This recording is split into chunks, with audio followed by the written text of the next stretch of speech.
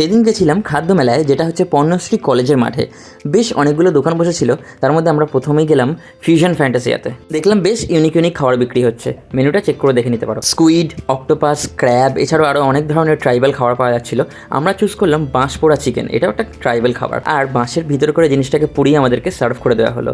খাওয়ার টেস্টটা ছিল সত্যি দুর্দান্ত, সুন্দর একটা স্মোকি ফ্লেভার পাওয়া যাচ্ছিল।